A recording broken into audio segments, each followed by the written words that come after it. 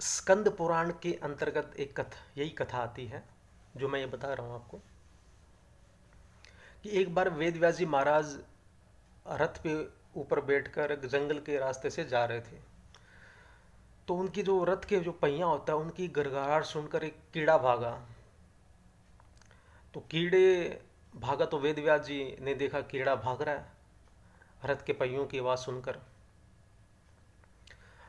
तब वेद व्यास जी ने रथ को रोका और उस कीड़े से कहा कि कीड़े, तेरे को किस बात का भय है कि तू इतना तेजी से भागा जा रहा है? क्या तेरे को मृत्यु का भय है?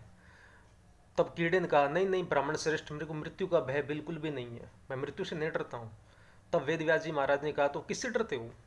तो बोला, मैं इससे भी नीच योनि में, कीड़े से भी जो नीच योनि में न चला जाऊँ, मैं इससे डरता हूँ।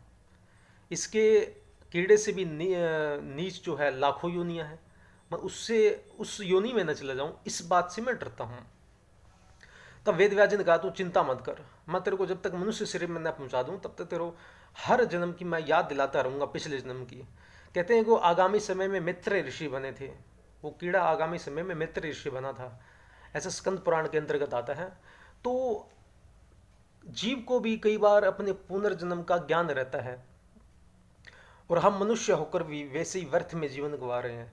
देखो, एक तरफ भागवत में लिखा है, दुर्लभो ही मानुषो देहि, कि जो मनुष्य तन है बड़ा दुर्लभ है।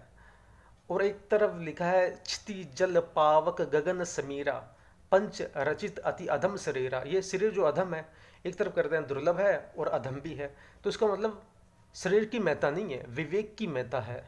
तो उस विवेक को अगर कोई महत्व नहीं देता तो चाणक्य नीति में आता है कि वो पशु के समान है।